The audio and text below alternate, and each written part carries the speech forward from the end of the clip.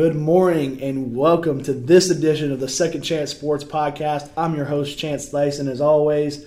And what the hell happened this week in the NHL? Nick, I've got him with me. This is part 2. You already know what we're doing. Nick, good morning. Thank you for being here. Let's get right into it. So, Nick, what the hell? What happened? Thanks for having me again, Chance. First go-around was really fun. Glad to be back, although I really don't know what the hell happened either. I mean, we made a couple of predictions. I mean, I thought the biggest upset was going to be Arizona versus Nashville. That came true. I don't think anyone predicted that we would be one step closer to a Chicago versus Montreal Stanley Cup final. Oh, my God. Both Edmonton and Pittsburgh get knocked out. The number 5 seed going into the qualifiers, technically the top seed in the qualifiers in both the Eastern and Western Conference, Edmonton and Pittsburgh, both get knocked out. Chicago and Montreal moving on.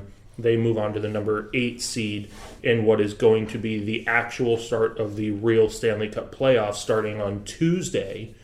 On Monday, we are going to have 0 games. We are only going to have the NHL Phase 2 of the draft lottery. And is that today being this Monday or the following? That is going to be tonight at 6 p.m. Oh. Tonight at 6 p.m., we will see which one of the 8 teams that did not make it into the Stanley Cup playoffs will move in and receive the number 1 overall pick. And because of what happened, here are the teams that did not make it through because they lost in the qualifying round. And take a deep breath, because there's 8 teams here. There's about 4 or 5 teams here that should be in the playoffs based on where they finished in the regular season. But because we had the qualifiers, we didn't finish the season. These teams got knocked out in the qualifiers. Pittsburgh. Ow. New York Rangers. Florida Panthers. Toronto Maple Leafs. Edmonton Oilers. Nashville Predators. Minnesota Wild. And the Winnipeg Jets, Right. We talked about that, though. Nashville, the 2 that really surprised me were the Rangers and the Predators. We talked about Nashville being one of the hardest places to play. And, I mean, obviously what we were saying came true because Nashville is one of the hardest places to play, and Nashville got in and immediately took it out. And so it's kind of like it's almost weird to see that happen. Well, Nashville's been on this decline. In 2017, they lost in the Stanley Cup Finals to Pittsburgh. In 2018, they got knocked out in the second round after they beat the Colorado Avalanche in round 1. Right. In 2019, they got knocked out in the first round. Now this year, they technically don't even they don't make the Stanley Cup playoffs. Right. Technically, they have missed the playoffs. And going to touch on that, this is the first time since I believe 2006 that Pittsburgh has not made the Stanley Cup playoffs. I cry.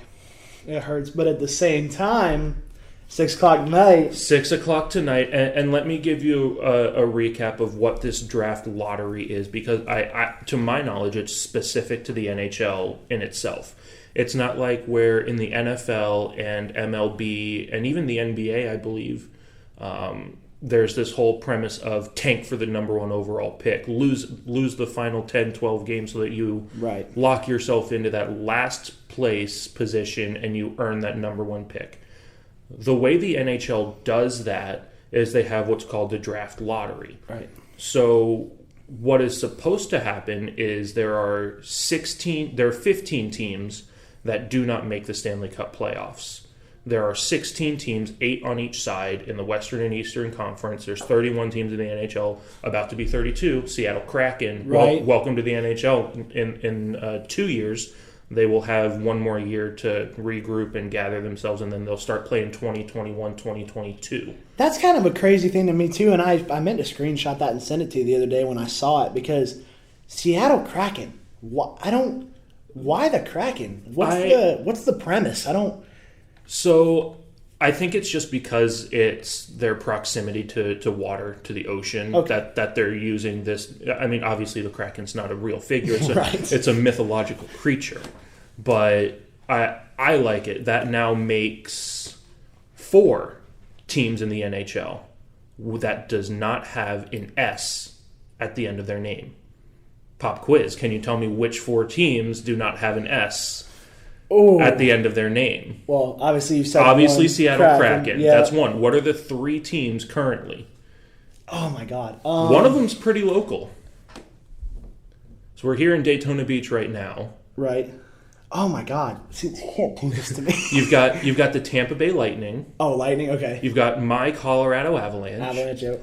And then you've got the Minnesota Wild. Wild. I know how I don't remember that. Those are the only 3 currently existing teams in the NHL that do not have an S to be a plural name. Starting in 2021, the Seattle Kraken, when they start play, will make it 4 out of 32 teams.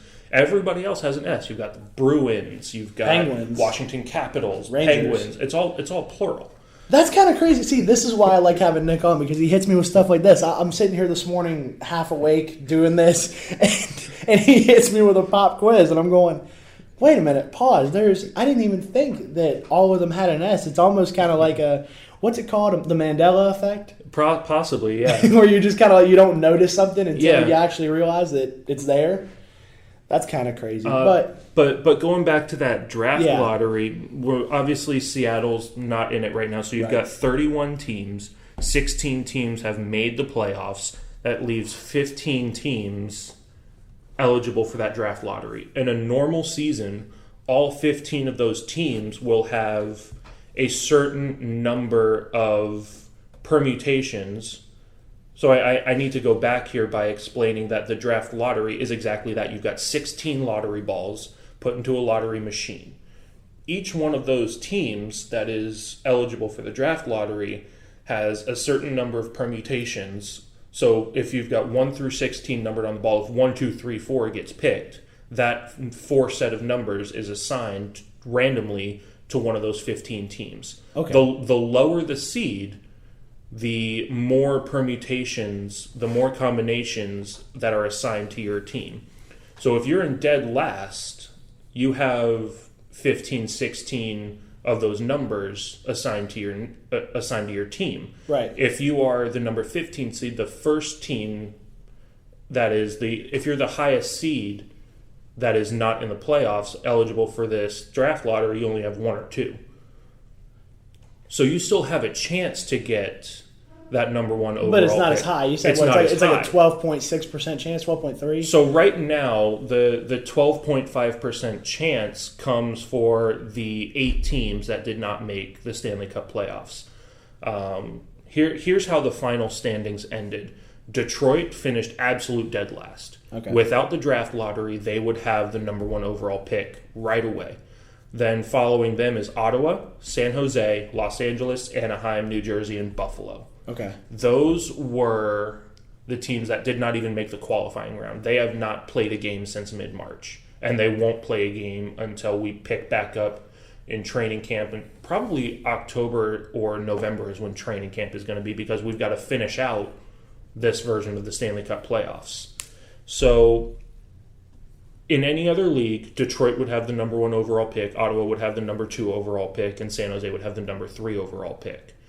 With the draft lottery, Detroit has the highest chance, the highest percentage to earn that top overall pick.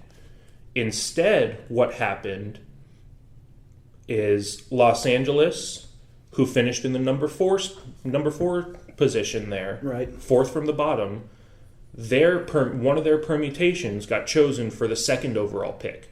So they hopped over San Jose and Ottawa and Detroit to get the 2nd overall pick because their permutation got chosen out of the lottery machine. The number 3 overall pick belongs to Ottawa, and it's an interesting thing where teams can trade draft picks to earn players. Ottawa's captain, Erik Karlsson, got traded to the San Jose Sharks. San Jose gave Ottawa a conditional draft pick that they pushed to make it for this season, their first-round draft pick, to get that player, Erik Karlsson. So San Jose technically earned the number 3 overall draft pick. Through trade. Well, no. Ottawa earned that pick through the trade with San Jose. Oh, okay. San Jose's permutation got chosen, but that now belongs to Ottawa. Ottawa has 2 picks in the top 5. Ottawa should be stacked next season. Dangerous. But here's the other thing. You've got these 7 teams, Detroit, Ottawa, San Jose, LA, Anaheim, New Jersey, and Buffalo. You've got those 7 teams. For phase 1 of the draft lottery, those were the only teams we knew that were going to be that were not going to be in the playoffs. We had to make a phase 2 for the remaining 8 teams that got kicked out of the Stanley Cup qualifiers. Right. So phase 2 is tonight, because exactly what everyone said was going to happen. All of those. So what the NHL did is they made 8 placement holders.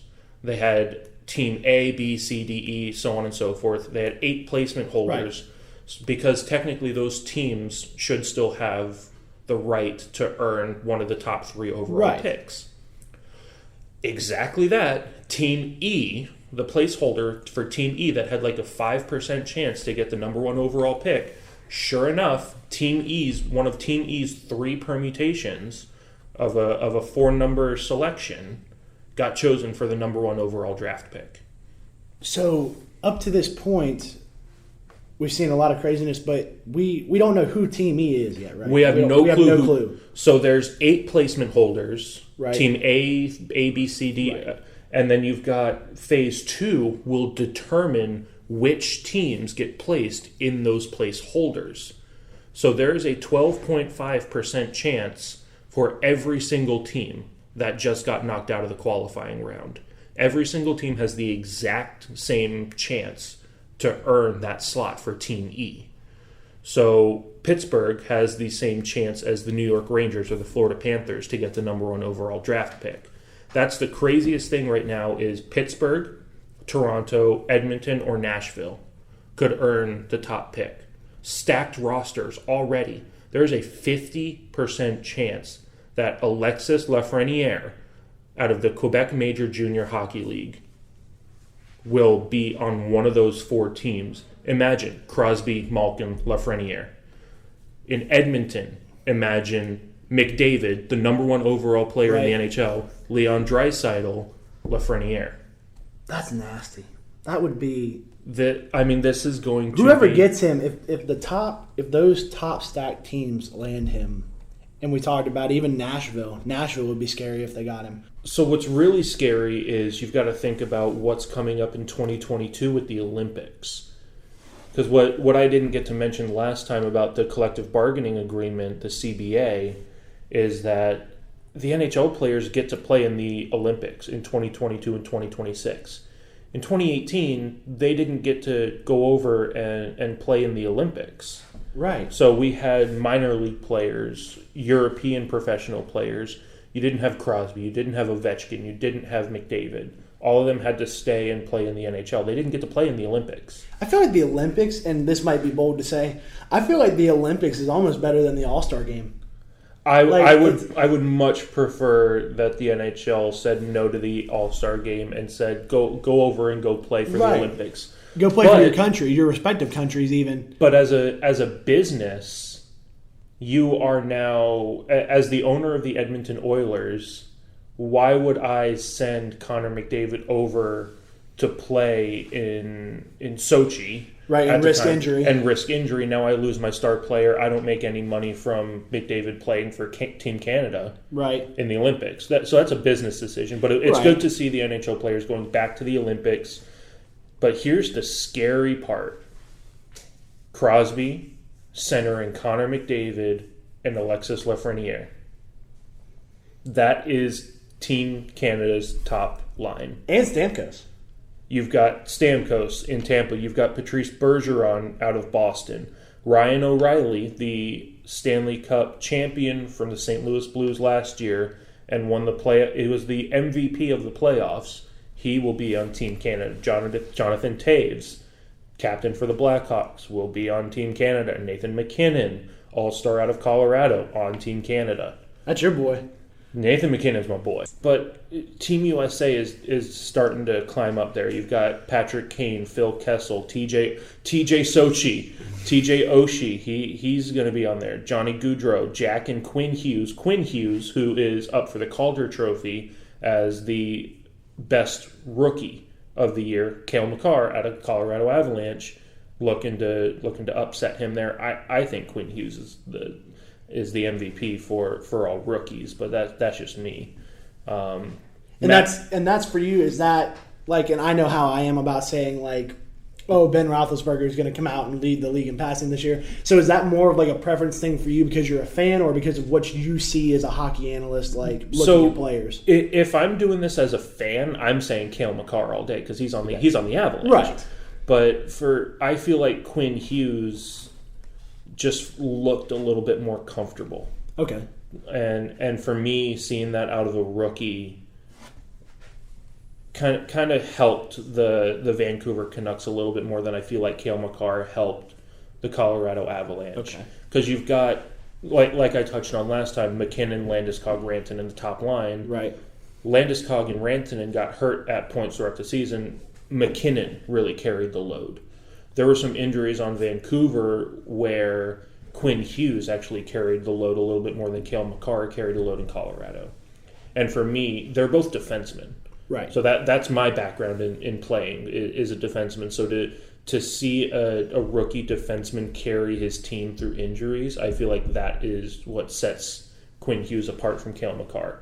Give Makar 2 or 3 years, and he will carry the Avalanche to however many Stanley Cup championships.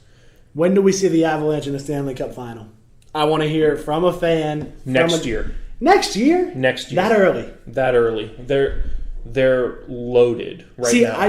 Here's my thing. I did not, as I should have, keep up with the NHL season as much as I wanted to because of other things I had going on, opportunities, stuff like that. So I didn't get to see the Avalanche play. Also, I don't have the NHL package on my TV, which, I think there should be a fund for college students to purchase sports packages. I think we should get a scholarship just for strictly students who aren't good enough to hit a field, but have enough knowledge to talk about it. Am I wrong? Think about it. I'm down for that. I mean, of course, free money's free money. So it's but no. So I didn't get to watch as much. So the Avalanche, from a non-fan standpoint. From a non-fan standpoint, McKinnon is scary to play against. He has such different straight line speed. Every single player in the NHL, when they're curling around their net, when they're doing crossovers, they can pick up some speed. They can make tight turns. They can use their agility to get away from players. Nathan McKinnon has tremendous straight line speed, and I've seen him knock 6'5", 240-pound players off the puck like they weigh a $180 at 5'8", soaking wet. That is scary.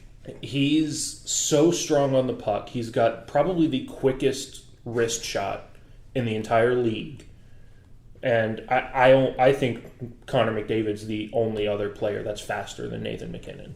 And to have the supporting cast that he has, I think that Colorado will pick up 1 or 2 more pieces in the offseason. I don't think they can get past Vegas this year.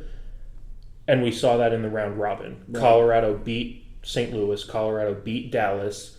They lost in overtime to Vegas. That's how tight it is. Colorado lost to Vegas in overtime in the final game of the round robin. So Vegas is the number 1 seed coming out of the West. Colorado the number 2 seed coming out of the West.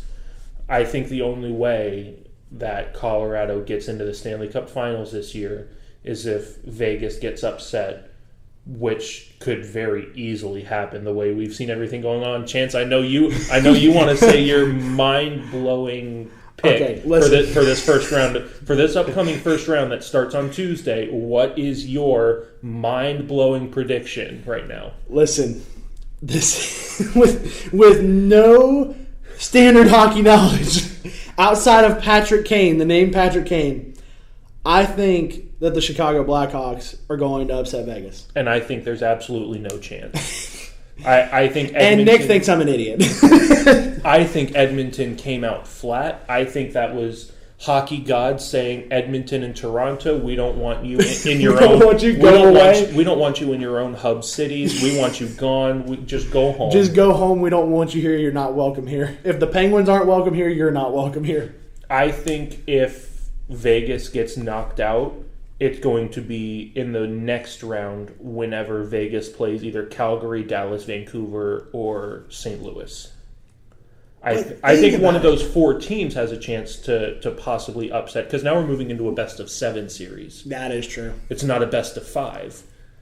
So last night, Sunday night, there was one elimination game, and it was Toronto versus Columbus in a Game 5. Right. If that was a best-of-7 series, it would only be a 3-2 series. Toronto would have another chance to pull even and force a Game 7. Right. But because it's the Stanley Cup qualifiers, because it is the qualifiers, it's the best-of-5, Columbus moves on with 3 wins instead of 4. Right. That was a huge difference in this qualifying round versus the actual playoffs. But now we move into standard Stanley Cup playoff format. And while we're talking about that, let's just go ahead and go down the list of what exactly happened in the Stanley Cup qualifiers. And I want to go by conference. So let's start with the Eastern Conference. Okay. Like I said, Toronto and Columbus, seeds 8 and 9. What on paper should have been the tightest matchup was the only series in the entire qualifying round to go to Game 5. Okay. Columbus won 3-0 in Game 5. So Columbus moves on.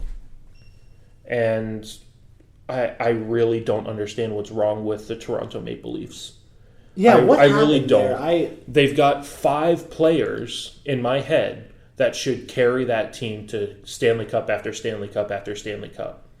John Tavares, their captain, came over from the New York Islanders, gets paid $11 million a year. You just showed me I just showed you the video. Off of this podcast, we just watched a video of a shot that somebody like me who cannot even ice skate. So with about 3 minutes left in the first period, a point in the game where you really don't think is a turning point. About 3 minutes left in the first period, Toronto's down 1-0. If John Tavares puts that one-time shot in, you see Jonas Korpisalo, the goalie for Columbus, was outside the bubble of Toronto. He was somewhere else in the city. He was nowhere near. He was nowhere near the net. Like it was. I think his left skate was touching the right crease. side of the crease. It may have, but regardless, John Tavares missed a yawning 6x4 empty net. A shot that I could have hit. Like just saying that it's a shot that I could have hit does numbers for that. So instead of the game being tied 1-1 going into the first intermission, it stayed 1-0 through the second period, and then Toronto had a mental collapse. 4 players changed at once while the puck was in their defensive zone, and Columbus scored to make it 2-0 with like 8 minutes left in the game. And then they scored an empty net to make it 3-0. So that one shot by John Tavares back that he missed with 3 minutes left in the first period essentially sealed the deal for Columbus to move on. Right. Well, you notice, too, it's like almost – it seems like with all sports, anything, it's those little moments that could change the total outcome of the game. Like you think you missed one shot in the first period. Okay, great. But you notice like when we called the Bethune game, they were switching through quarterbacks – like that, the revolving door of quarterbacks, as we laugh about that.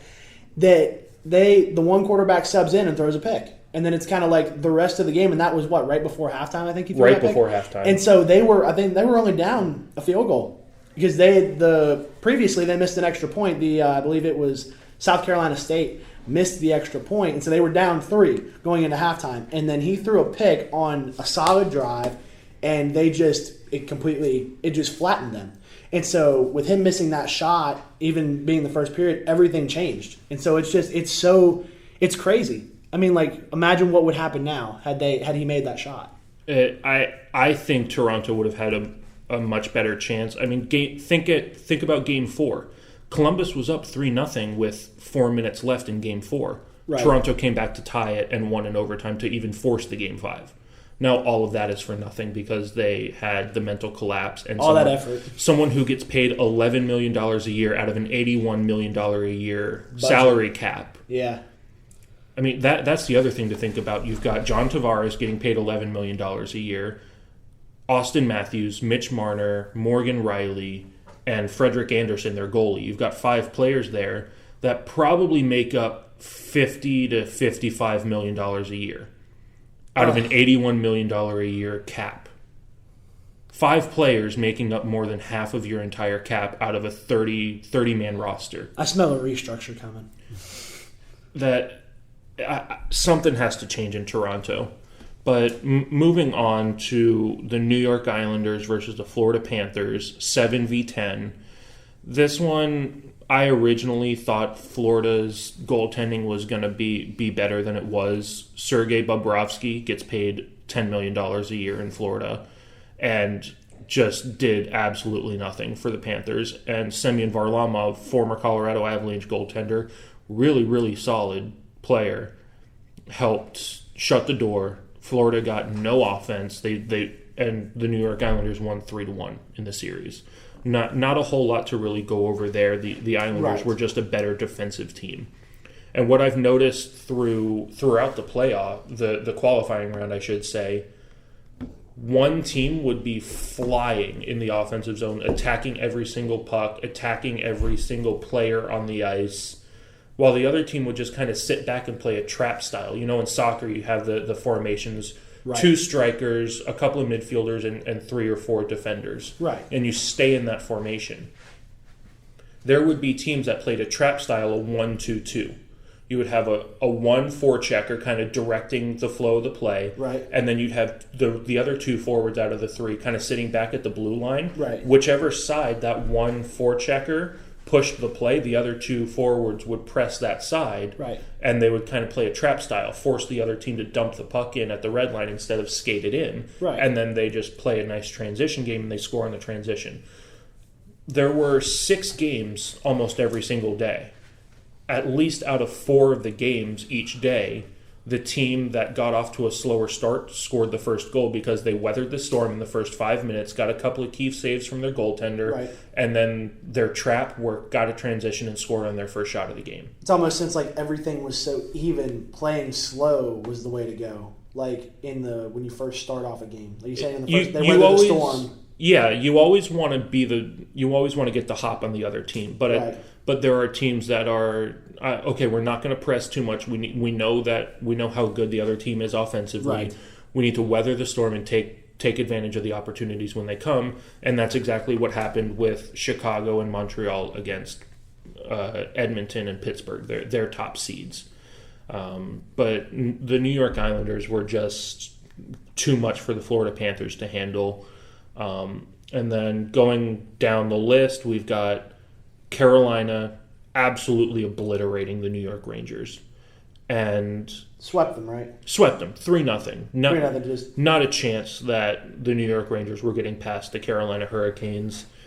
And as just a fan in general, and even as just a nonchalant fan, I'm sure you know the name Henrik Lundqvist. Right, of course. That is probably the last time we will see Henrik Lundqvist in a New York Rangers uniform.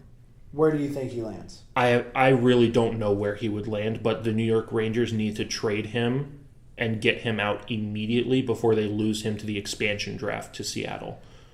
So here's what I will say is that, so you talked about the Avalanche making moves and picking up a few key players in the offseason. Is Lundqvist somebody you could see on the Avalanche that would be a threat to obviously, well, of course he's a threat. I think Colorado is set at goaltending. They've got Philip Grubauer, who was the backup to Braden Holtby when the Washington Capitals won the Stanley Cup. He knows how to win. Pavel Francouz out of the Czech Republic. Right. He is a very, very, very solid backup to Philip Grubauer. Okay. The Avalanche, I feel, is one of the top 5 teams in the entire league at developing from their minor league systems. Mikko Rantanen, like I said last time, came up through the American Hockey League. Right. Nathan McKinnon, draft pick. Gabriel Landeskog, draft pick. Cale Makar, draft pick. Eric Johnson, a trade from St. Louis, but 2 years into the NHL, he got traded. Right. Colorado, and that's how you have to survive in this league. You have to use your draft picks to be successmark. Right. That's why I don't understand why Toronto is failing the way that they are. Austin Matthews, draft pick. Mitch Marner, draft pick out of Toronto. John Tavares got a trade from the New York Islanders. Right. He didn't do much production in this opening qualifying round. Well, when you miss the open net, I mean, right. that's going to be the video that everyone's going to point to. Yeah, but right, that totally changes his value in a restructure. Totally changes that value. But you need to be able to use your draft picks, use your minor league system to build your team, and I feel like that's what the Avalanche have going for them, and that's why they're going to be a bandwagon for the next 5-6 years, because they have more players coming out of college, coming out of juniors, going to be star studs like Cale Makar has turned out to be this year. So you've got Igor Shesterkin and one other goaltender that I'm blanking on the name for the New York Rangers. You blank hockey? Never. Georgiev is his name. I get there. When? I've never heard you blank hockey. Like, is this Shesterkin and Georgiev are next in line to replace Henrik Lundqvist. And Hank has been on, kind of like how Nashville has. He's been on a decline. Right. He has not been able to hold a 60-65 game season like other goalies can. Right. He's been more of a 35-40 type of starting goaltender, and that's just not going to get the job done. Right. No. If the New York Rangers hold on to him for another season, I think they're not going to put him on his protected list, on the New York Rangers protected list, and I think Seattle might pick him up if they don't trade him. Okay, so see, here's my thing about that. So is this one of those situations almost like Pittsburgh, where we lose Flower to the expansion draft? That's 100% what I'm talking about. So if we see that happen, what if he comes out and is an absolute star again? I mean, change of scenery can do wonders for a player, because in New York, you've got it. Honestly, the New York Rangers get lost in the weeds a little bit at Madison Square Garden there, right? Because you're in New York, you're on Broadway. You don't have too many hockey people there. No. But as an original six goaltender, he doesn't have a Stanley Cup yet. As a player, you want to go wherever you want to win with your original team. He has never been traded. He was drafted by the New York Rangers. He wants to win there. He wants to play there. But there are other goalies knocking on the door, ready to take his starting spot away, and his window is closing. He needs to find another team that is ready to win a Stanley Cup now, and that has the room for his salary. So this is a Marc-Andre Fleury situation. I mean, almost the exact same thing. We have another year until the Seattle expansion draft. Right. They're not going to do it this offseason. They're going to do it next offseason. So that gives the New York Rangers a year to trade Henrik Lundqvist away to get something in return. Pittsburgh got nothing in return when Fleury got picked up by Vegas. Now, going into the next series, Pittsburgh and Montreal, 3-1 victory over Pittsburgh. You know, as sad as I am about that, I'm just, if history repeats itself, Pittsburgh lands the number one pick tonight. We'll see. And if you want to see the funny little comparison here. What's that? Alexis Lafreniere is coming out of the exact same league and the exact same team that Sidney Crosby came out of. This season, that team that Lafreniere plays for in the Quebec Major Junior Hockey League retired Sidney Crosby's number in that organization, number 87. Lafreniere scored the overtime winning goal that night for his team. Oh. You're talking about history repeating itself. And that would follow suit for 2020. A team like Pittsburgh getting the number one overall pick instead of a team that needs it. That would be. I'm just thinking of that lineup. I hope history repeats itself. You're going to see a video. I'm going to go on Instagram Live tonight while this is happening. It's scary. You're going to see me like on the edge of my seat, just praying to God. 6:00 tonight, I believe NBCSN is going to have it because NBC has the NHL rights. Right. And I think they'll put it on NBCSN. I don't think they'll put it on NHL Network or anything. They want the world to see it. Right.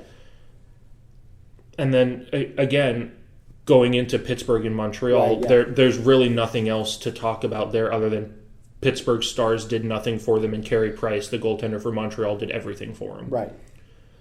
So was this purposely? Let's think about this. It's only a 12.5% chance. Like you said, there's no tanking.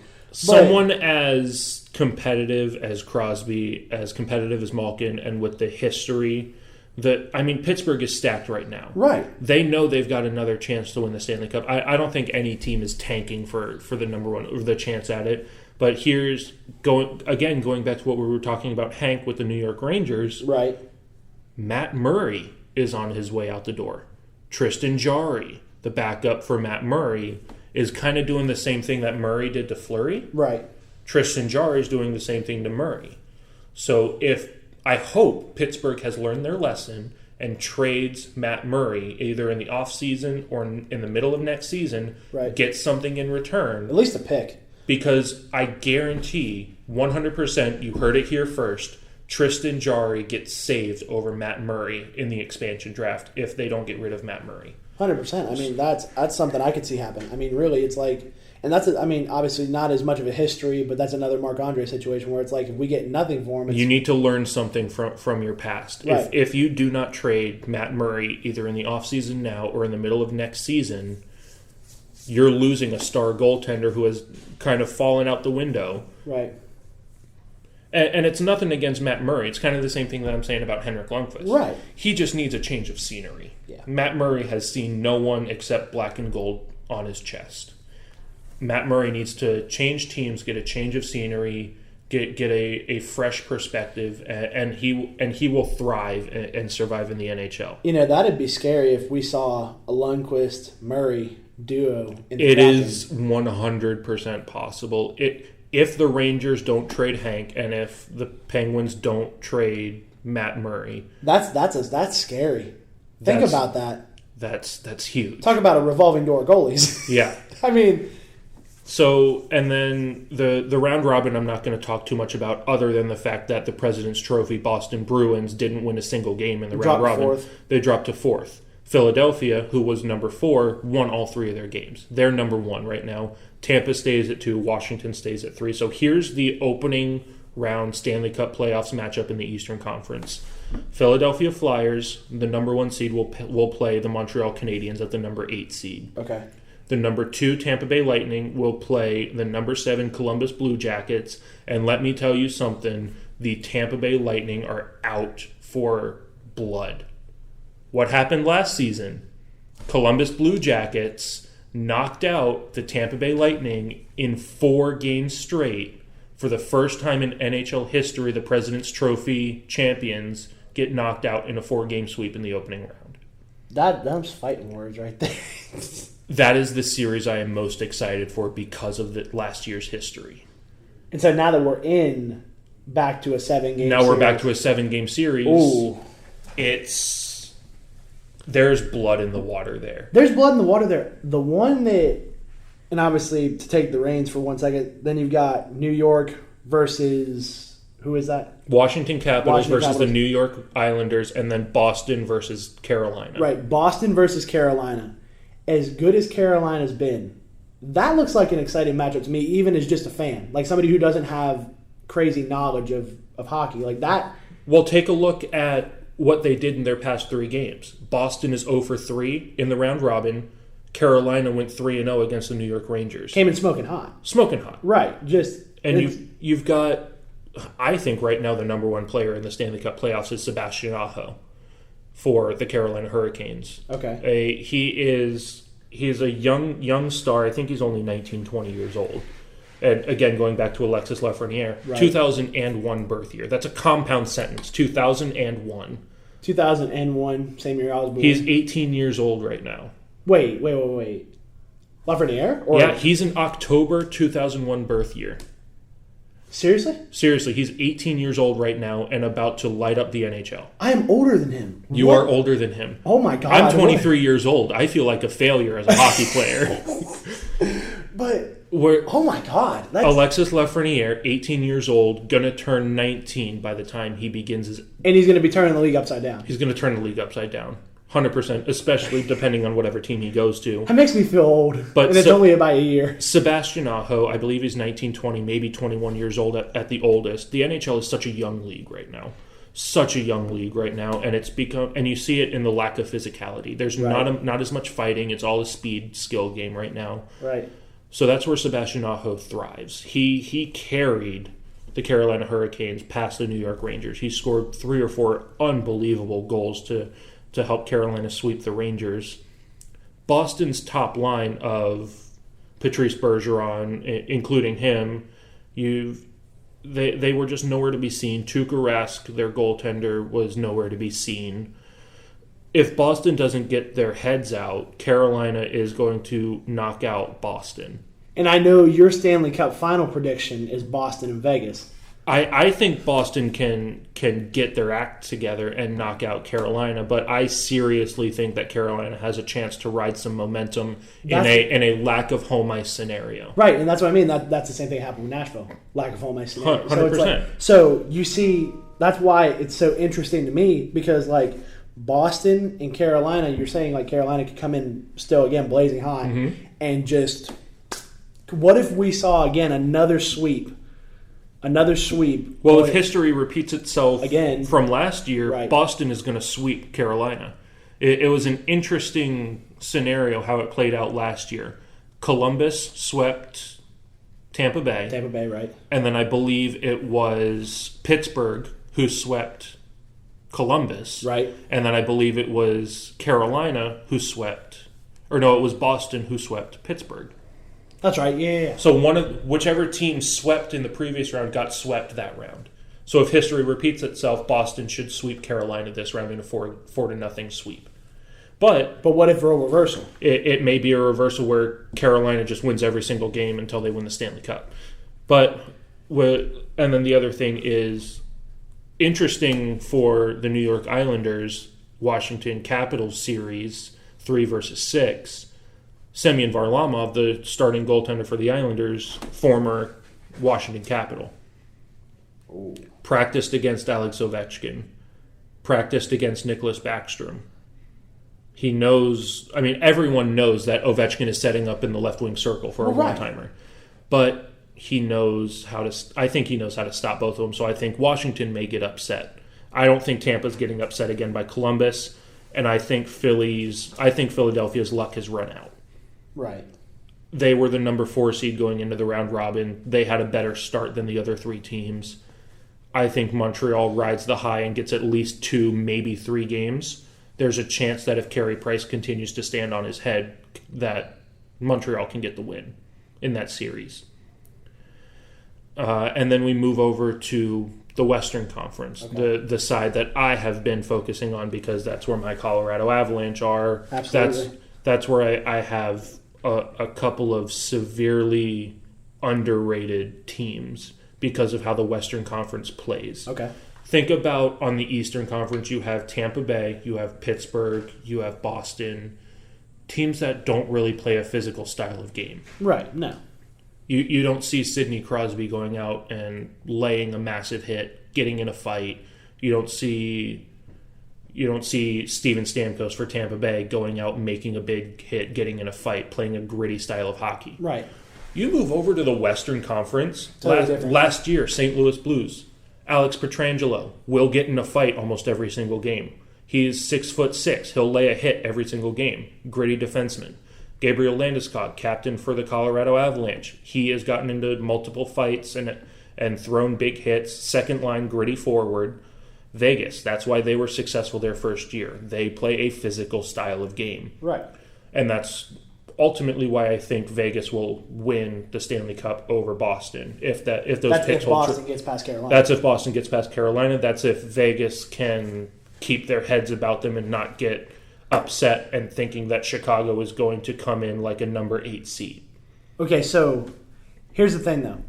Where do we go with our predictions for the Stanley Cup final if Chicago and Carolina win? What is like? Then it's just, I feel like it's just kind of a toss-up at that point. If Chicago and Carolina win, I'd put money on Colorado versus Tampa Bay in the final. Really? Really. I think Jared Bednar, the head coach for the Colorado Avalanche, knows how to keep his team in check. Right, and I was actually when we were off mic, I was going to ask you, what does the coaching staff look like in Colorado? It's honestly a bunch of nobodies. It's a bunch of first-year coaches. Just who are kind of fighting. Again, kind of like how the players come up through the system. Jared Bednar started in the East Coast Hockey League with the South Carolina Stingrays, won the Kelly Cup there. They're the same level as the Orlando Solar Bears, Jacksonville Icemen. Right, I think I've actually seen them play, as a matter of fact. So Jared Bednar, head coach for the Colorado Avalanche, came up through the system. He knows how that system is. He's not like a Barry Trotz, a John Tortorella, and those kind of well-known coaches. Right. I didn't know who Jared Bednar was until a year or two ago. Right, when they hired him. When they hired him and replaced Patrick Waugh. Right. So they've got a not well-known coaching staff there in Colorado, and I think that kind of helps Colorado. Because every single time the Columbus Blue Jackets step out onto the ice, even though they're not the most skilled team, John Tortorella is going to whip their backside to play a gritty style of game. Right, 100%. You don't really know how Jared Bednar is as a coach in Colorado quite yet. He's got the stars that bring everything together. You know that the general manager, Joe Sakic, has done a phenomenal job in recruiting and getting draft picks. Right. But no one really knows 100% yet what Jared Bednar's coaching style is like, because his team just knows how to win. Whether it's gritty, whether it's skill, the Avalanche can just get the job done. So it's a total toss-up. It's like you come onto the ice with them, and they could switch their lines and come in with a totally different style of play and surprise everyone. So like I said, the top three, Landeskog, Rantanen, McKinnon. Right. They're not a line. They're not the three players out on the ice at the same time. Right. The Avalanche top line is actually Rantanen, McKinnon, and Vladislav Nemestikov. He used to play for the Tampa Bay Lightning. Right. So that's a skill player helping out McKinnon and Rantanen. And then you've got Landeskog, Kadri, and one other player. That's another situation where players filter in and out on that second line. That is probably the grittiest second line in the NHL. The top two lines are typically skill players, and the third line is grinding and physicality and momentum building. Same with the fourth line. Almost like a sixth man in basketball. 100%. Kind of like just a toss him in, like almost like a J.R. Smith. Yeah. Kind of like obviously, no disrespect to J.R., but is probably going to end up being a sixth man at the end of his career. Think of an NBA player coming off the bench, making some nice passes, getting some turnovers, turning the ball up the field. Right. Up the court, excuse me. But that's kind of what the third and fourth line players do. They get some turnovers, they get some offensive zone possession, and the Western Conference is just full of players that do that. But 1 versus 8 is Vegas versus Chicago. Unless Chicago rides this wave and Vegas doesn't take them seriously, I think Vegas moves on. Okay. And again, the other thing to keep in mind is this is now a best-of-7 series. This is now normal Stanley Cup playoffs, other than not having home ice advantage and no fans.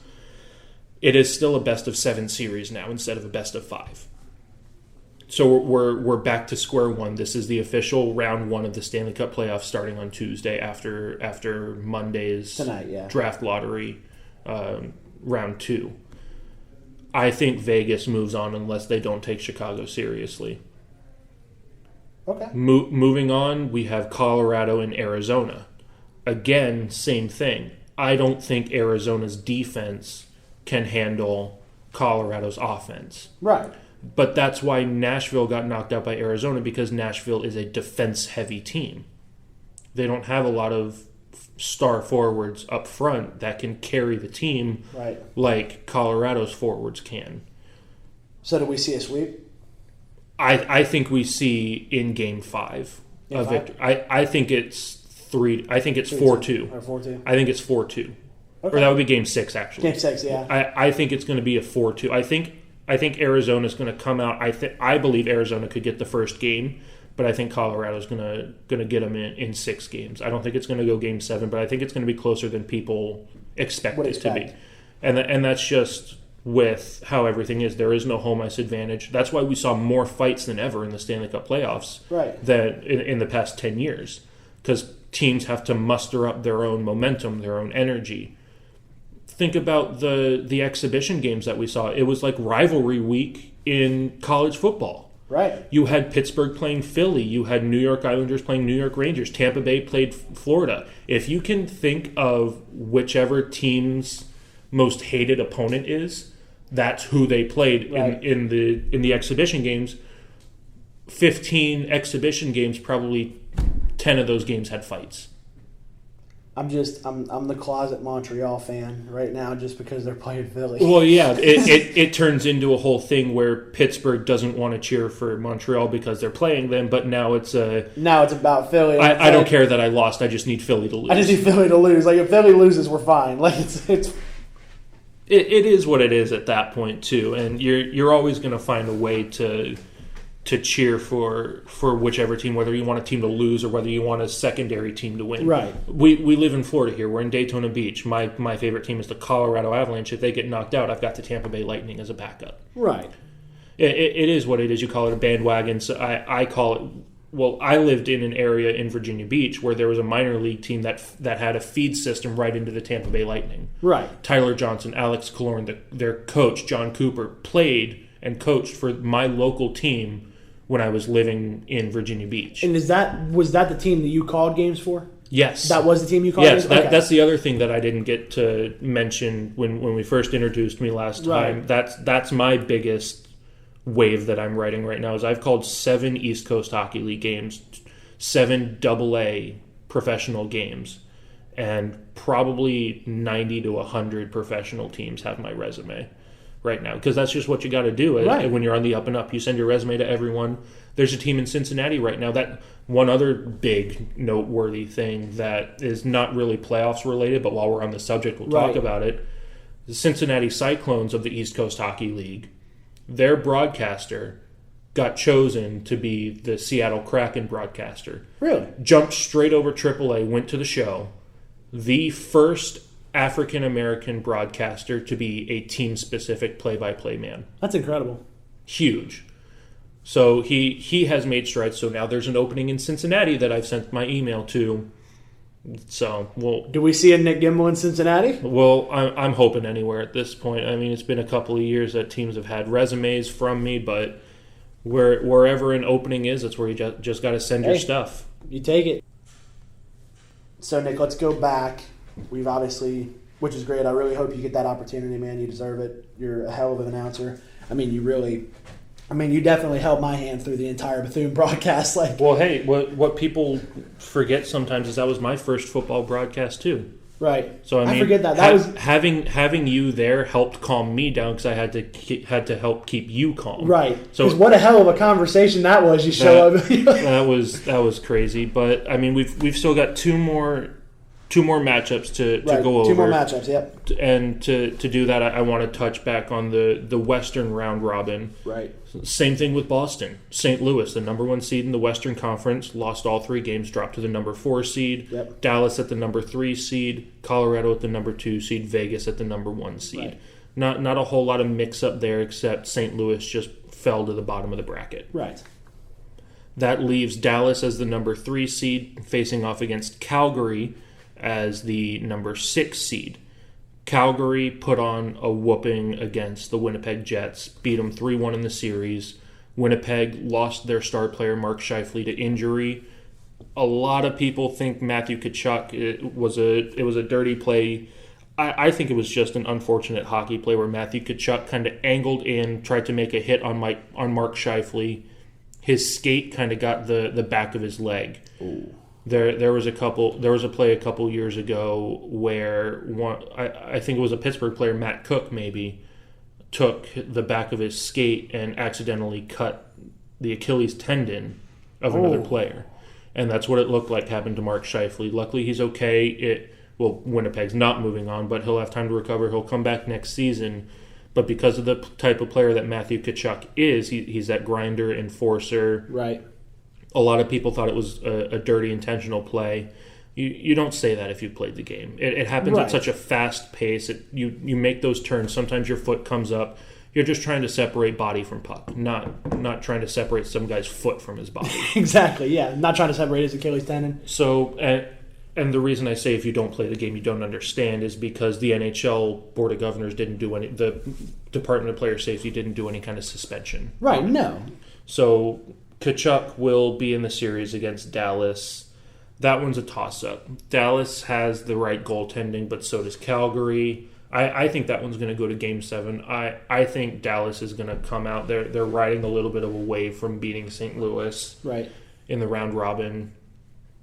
And again, I don't see any reason why Calgary couldn't upset Dallas. I think that one's going to go to Game 7. Okay. Much like I think the final matchup, St. Louis at the number 4 seed facing off against the Vancouver Canucks at the number 5 seed, who knocked off the Minnesota Wild 3-1. And again, another toss-up. Vancouver coming off of 3 straight wins, if I believe. Let me head on over here and try to see what kind of matchup Vancouver and Minnesota had. Yeah, Minnesota won the first game 3-0, and then the Canucks came back, won 4-3, 3-0, and 5-4 in overtime. Okay. So Vancouver is riding off of a 3-game win streak right now. So just another toss-up. Just another toss-up. But that's what you like to see. I mean, especially getting the wind knocked out of us as hockey fans. Edmonton getting knocked out by Chicago. Pittsburgh getting knocked out by Montreal. Carolina with a 3-0 sweep over the New York Rangers. Arizona beating Nashville. Boston and St. Louis going to the bottom of their round robin brackets. Anything's going to happen. Anything will happen. So, I mean, all I got to say is just watch. Just see what happens in Game 1. And just watch the draft lottery tonight. Because, again, if 2020 has taught us anything, the unexpected is going to happen. Which means the Pittsburgh Penguins are going to get Alexis Lafreniere. Which means the Pittsburgh Penguins might get Alexis Lafreniere. Are going to. We have to take one out of Max's book. We have to speak it into existence. There is a 50% chance that Alexis Lafreniere goes to a star-studded team. Is a Pittsburgh Penguin by the end of the night. Penguins, Oilers, Predators, Maple Leafs. Wherever he goes out of these 8 teams, you can't go wrong. As a Florida sports fan, I want the Florida Panthers to get the number 1 overall pick. They've had such terrible luck. Barkov is going to be a star for the Florida Panthers. He already is. He's their captain. I think that's exactly what the Florida Panthers need to put themselves back on the hockey map. That's what I want to see as a hockey fan. I don't want to see him go Pittsburgh, Edmonton, Nashville, or Toronto just because they're already star-studded. They're already competing in the playoffs. Not this year, obviously, but last year all 4 of them were in the playoffs. Right. I think as a hockey fan, you want to see him go to a struggling organization like the Florida Panthers. But as a Pittsburgh Penguins fan, as a fan of one of those teams, absolutely, you want to have another 3-4 years of hard contention for the Stanley Cup. Here's my as we get closer to wrapping this up because we're about at the hour mark. How many more years do we see out of Crosby? I don't know. I feel like Crosby, and I think he's like a Tom Brady. Right. I think he's going to play until his legs fall off. I was going to say like a Brett Favre. He's still at peak physical condition. I think we see him for at least another 5 years.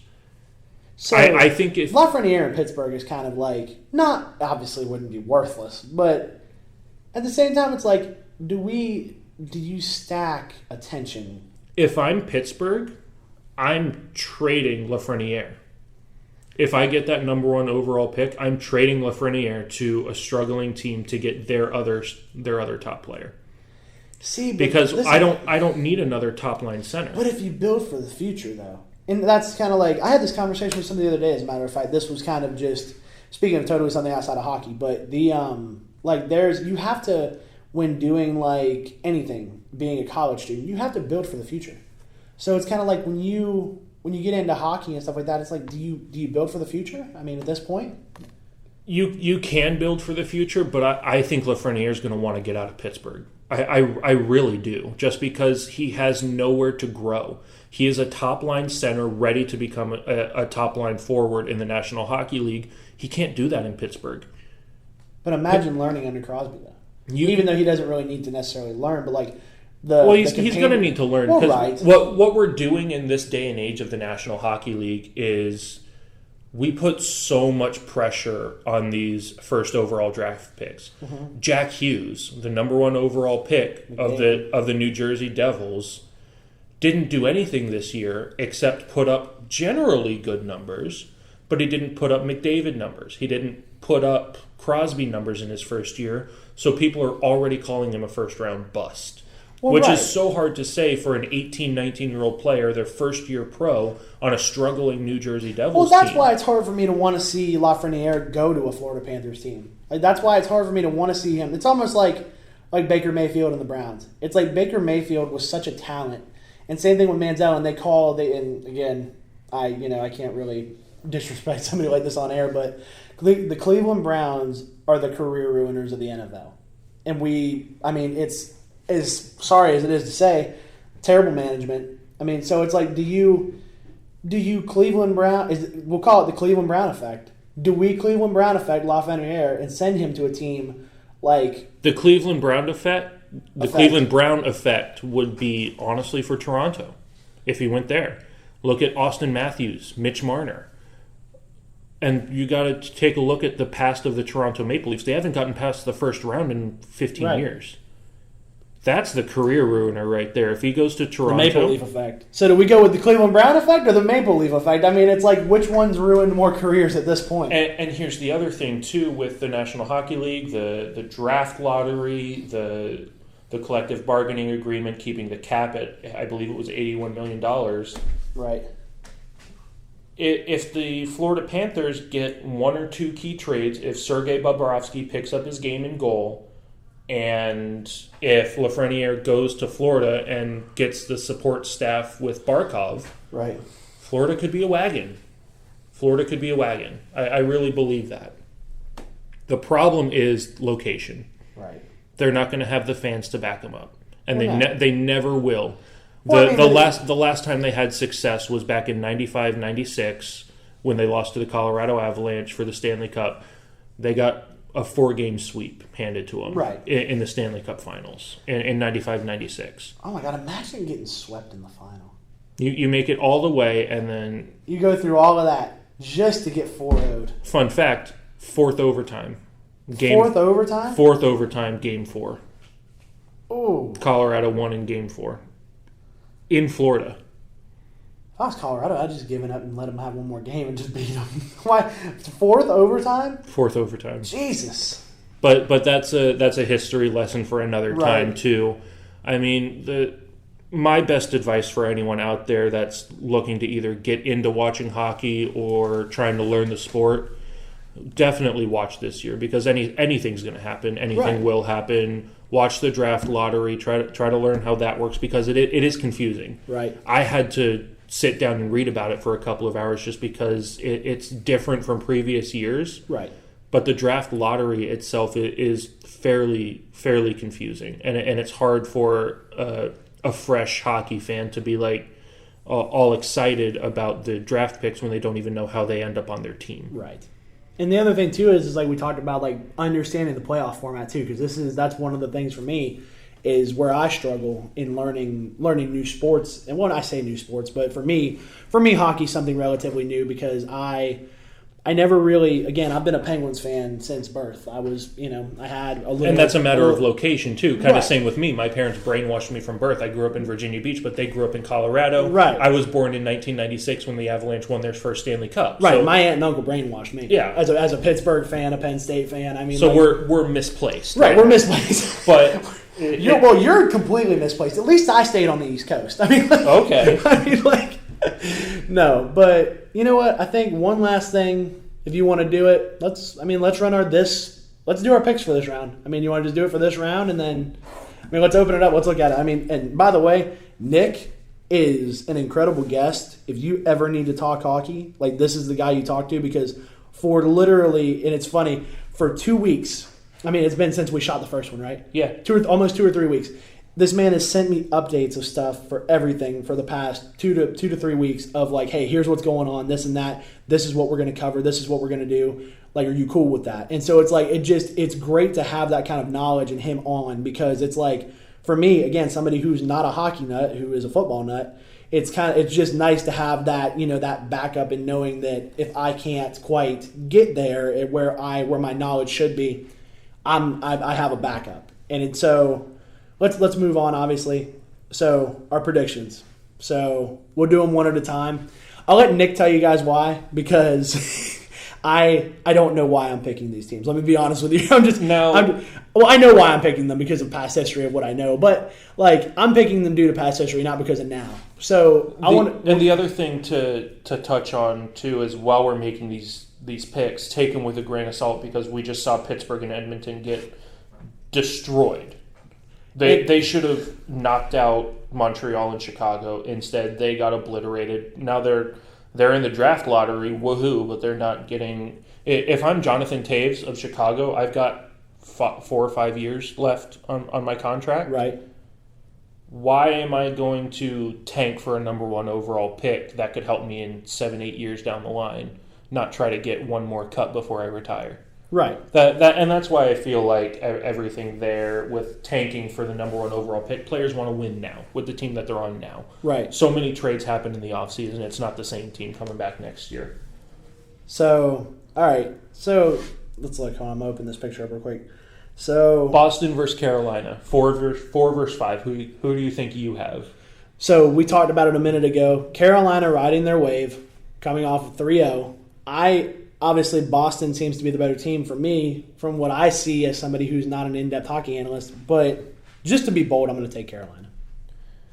And I really can't disagree with you there, because this entire playoffs is all about individual team momentum, because there's no home ice. We talked about it last episode. There's no home ice. There's no fans. There's no crowd-generated momentum. Right. You have to do it yourself. Right, create your own momentum. So with Carolina sweeping the New York Rangers and Boston coming into this series 0 for 3, I don't see why Carolina can't jump out to an early 2-0 series lead and use that to their advantage to maybe win the series 4-2.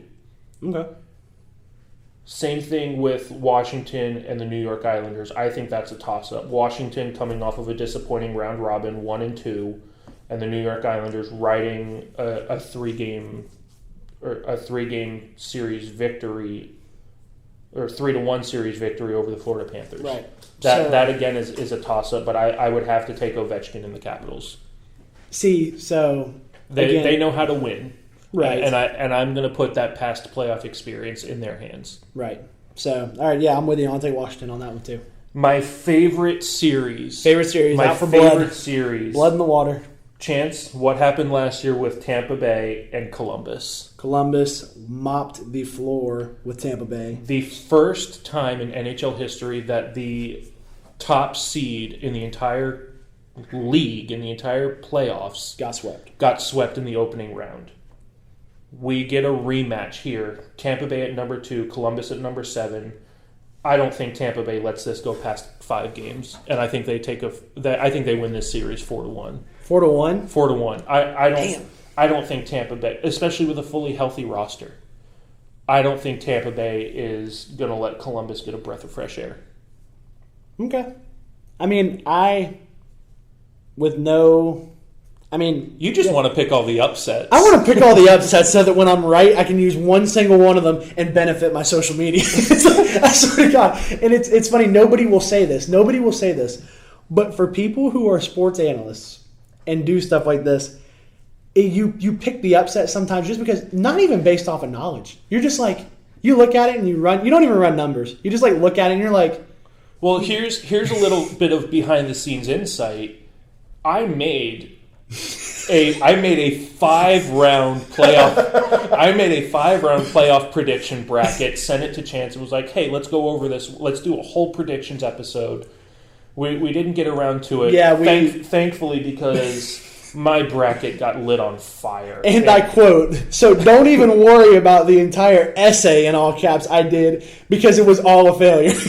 My entire bracket was a failure except for the one prediction I made on air in the last episode, Arizona beating Nashville. Right. And that was the same thing with mine. We both went up in flames together. So it's like, when you do that kind of thing, it's like you make your predictions. It's almost like picking a Super Bowl winner. Yeah. It's just kind of like you're like, okay, at the beginning of the season, Lamar Jackson, obviously coming off of his fantastic season.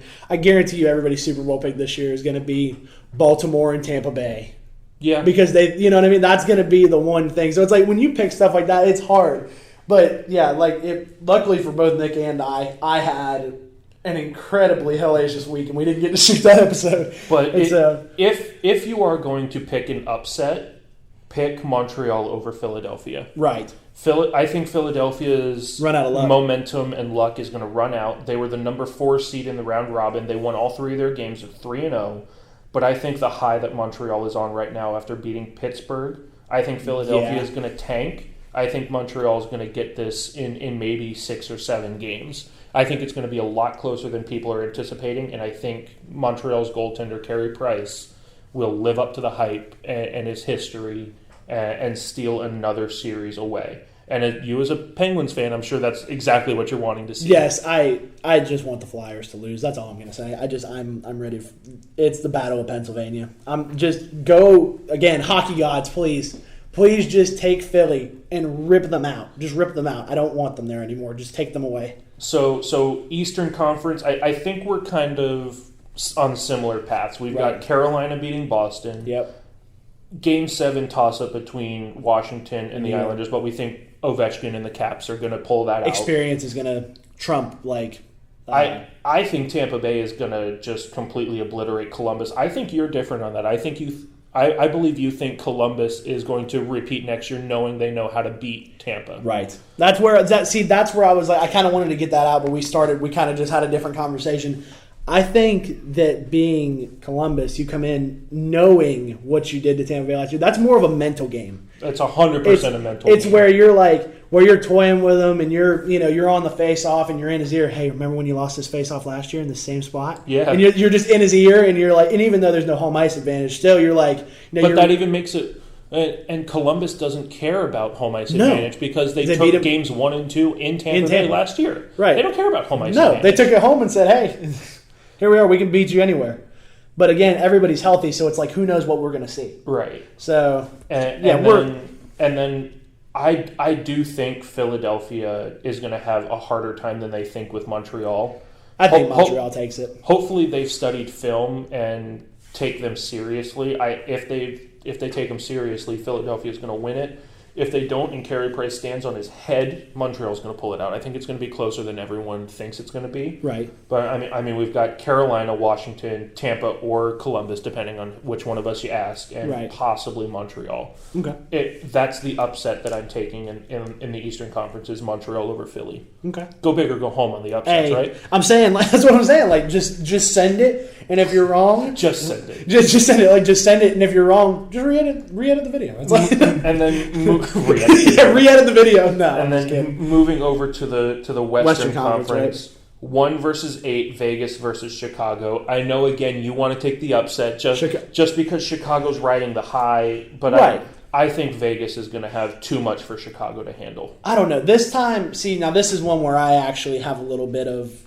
useful knowledge. It's kind of like I've seen the way Chicago handles things and handles pressure, and especially with Patrick Kane. You throw him in the mix, even though you've got a great goalie. Not only Patrick Kane, but you've got Jonathan Toews, Duncan Keith, Brent Seabrook, all the core players that have won 2 or 3 Stanley Cups. Exactly.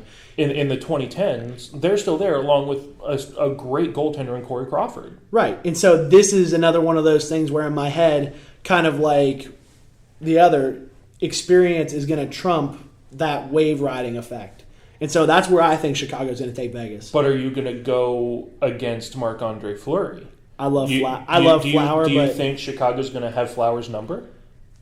I don't know. Think about it. I mean, the Blackhawks have handled Pittsburgh before in the regular season and know how Fleury was.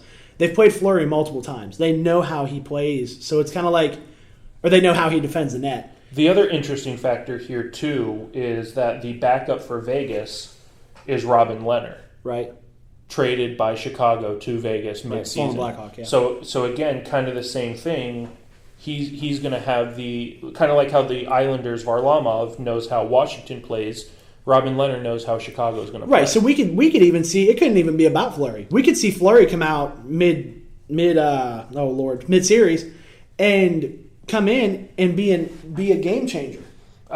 Kind of the same thing with Philly and Montreal. I think this one's going to be closer, but I've got Vegas going all the way to winning the Stanley Cup. Right, same. And I'm sticking to that. So I think Vegas is going to get past Chicago, but again, I think it's going to be 6 or 7 games, not 4 or 5 games. And it's going to be the same thing with Colorado and Arizona. Right, Colorado, Arizona. I'm merely going to take the Avalanche just because of like the high horse you put them on for me to understand, especially you as a fan. It's almost like me convincing you that Ben Roethlisberger is going to lead the league in passing. Well, you obviously know every strength, every weakness of your favorite team. Right. You can tell me where the Pittsburgh Steelers are going to fail day in and day out. Right. I can tell you that Colorado's goaltending is not spectacular. It gets the job done. Right. But I don't think Arizona has the defense to go against Colorado's offense. That's the other reason I picked Arizona over Nashville. Right. Nashville is a back-end defensive-heavy team. Right. Not a lot of stars up front. Don't have enough offensive push to So Arizona didn't have to defend as much as they're going to have to against Colorado, and I think it's going to be too much for Arizona to handle. I think that one's going to be 5 or 6 games for Colorado. Right. But Dallas and Calgary, St. Louis and Vancouver, I think those are both toss-ups. I give the upper hand to Dallas just because they're the higher seed. I haven't seen too much of their games. Right. I think the key factor is going to be Matthew Tkachuk for the Calgary Flames. He knows how to turn a series inside out and get under the skin of top players, put them in the penalty box, get them off the ice for a couple minutes. And that's the difference again between West Coast and East Coast is one side's playing a gritty game of hockey and the other side is just kind of like, hey, I'm here. I mean, you saw it. Speed, skill. You saw it last year with St. Louis beating up on Boston. Boston outskilled and outworked every other team in the Eastern Conference, but the moment they met a grittier, more physical team in St. Louis, they didn't know how to handle it. Right. And I think St. Louis might get past Vancouver just because of their, again, experience going and winning last year.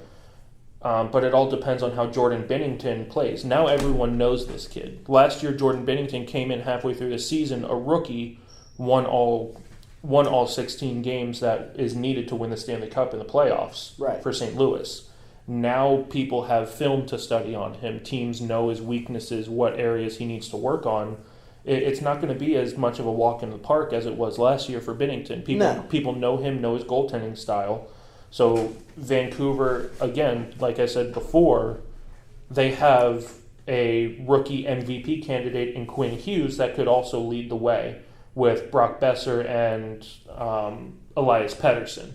Right. They've got young stars ready to go in Vancouver. I think that one goes 7 games, and I could see either team taking that one in St. Louis and Vancouver, but Dallas and Calgary, I got to go Dallas. I think the Flames are going to get doused by the Stars. That was a hell of a play on words. Oh my God! Yeah, I see Dallas. I see Dallas taking that too. And I mean, and the other thing too is it's kind of funny. I mentioned to you previously before we started this. I was like, Dallas, they're in. And he's like, and you're like, yeah. And I'm sitting there looking. I'm going, God, Dude Perfect was the last time I heard the name the Dallas Stars. That's because the Dallas Stars and even the Philadelphia Flyers. Yeah, the Flyers are one of the. Not an original 6 team, but they were one of the first expansion teams to come into existence. The Dallas Stars came from the Minnesota North Stars as a displaced team. Right. But the reason they're not talked about as much is because they're on the lower end of the round robin. Right. No one really cared about the round robin because they're not elimination games. They're just placement games. Right. So having your team kind of at the bottom, you don't get as much recognition. No. But they're in a situation where they got the automatic buy-in. And they took advantage of that. They're now going into the first round of the playoffs kind of as a sleeper team. So St. Louis and Dallas, and those are the ends of our. I think the four round robin teams get out of the first round in the Western Conference. I think St. Louis, Dallas, Colorado, Vegas move on. And it's going to be just the round robin going again, unless Matthew Tkachuk can play his gritty game and get Calgary past. And I think Vancouver could very easily get past St. Louis, but I think Colorado and Vegas move on with not that much issue. So the thing is, though, if Vegas does lose, like I'm saying, if Vegas loses, it's Colorado all the way in the Western Conference. Yeah, that's what I'm saying. Who stands in their way? Colorado would stand in their way. I think it's going to be Colorado. No, I'm saying who stands in Colorado's way? Who stands in Colorado's way? That's what I'm saying. There's literally St. Louis. Well, St. Louis. That's if they get past St. Louis and Colorado. They were the rivalry game and the exhibition game, and it was a close game. So Colorado's not far and away better than everybody else, but I think they can win a 7-game series better than anyone else other than Vegas. Right. Well, that's it for us then, because we've got tonight we have the draft lottery. Watch at 6:00 tonight the NHL Draft lottery. And hopefully they explain it a little bit better than I can, because I'm not 100%. I'm like 95%. Right. I still haven't found a great way to 100% explain it. Hopefully they explain what's going on a little bit better. Right. Tune in. I believe it's NBC Sports Network at 6:00 tonight. And then tomorrow's the official start of the Stanley Cup playoffs. Yep. And then we're into the official postseason playing for the Stanley Cup best-of-7 series. So, all right, with that being said, that's the end of Nick and I. We've got all of our predictions done. This was a hell of a series, and we literally just broke an hour and 20 minutes. Yeah, I mean, Good Lord. You know me, I can talk for a couple more hours if you want me to. But we could just run it through all the way.